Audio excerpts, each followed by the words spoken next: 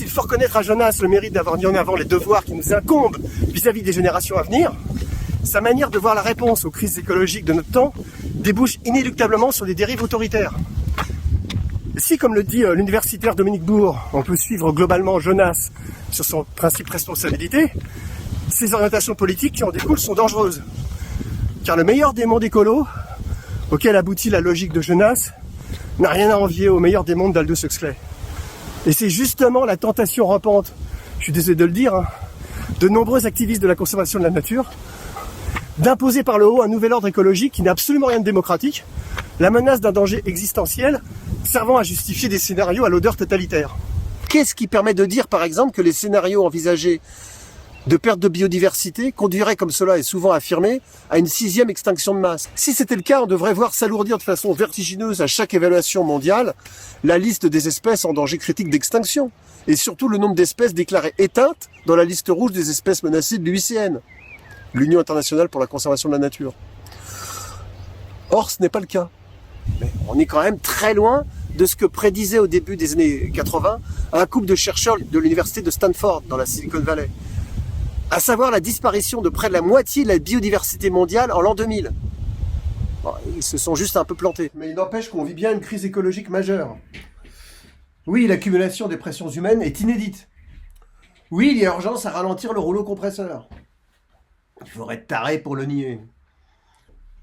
Les grenouilles ne coassent plus, les oiseaux ne chantent plus, les papillons sont en burn-out, tout juste si les bonobos ont encore leur libido. Mais là encore, forcément, je m'interroge. Car si on gratte un peu sous la surface, entre deux clichés de bébés pandas ayant perdu leur mère à faire pleurer mamie dans les chaumières, il y a quand même comme un parfum de confusion méthodologique dans tout ce vacarme. Déjà, de quelle biodiversité parle-t-on? Des espèces, des individus, des gènes, des populations, des fonctions écologiques, des invertébrés dont tout le monde se branle sauf quand vous les trouvez dans la salade? Parce que je suis désolé, mais dire qu'on a perdu la moitié de la biodiversité mondiale sans préciser de quoi on parle, c'est un peu comme dire qu'on a perdu la moitié du repas sans dire si c'est l'entrée, le plat ou juste les couverts. À partir de là, les spéculations sur la 6e extinction de masse, comme le fait justement remarquer l'écologue et directeur de recherche émérite de l'Institut de recherche et de développement Christian Lévesque, vont bon train, en ignorant sans complexe l'extrême variabilité des capacités respectives des différentes catégories d'espèces à s'adapter aux impacts anthropiques, selon leur vulnérabilité à ces impacts et leur stratégie reproductive.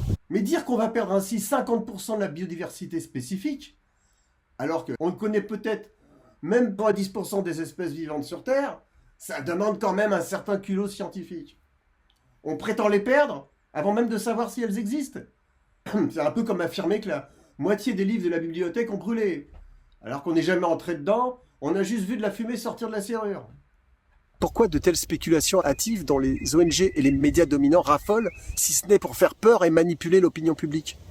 La dialectique entre la peur et les ONG de conservation de la nature est par conséquent complexe et multiforme.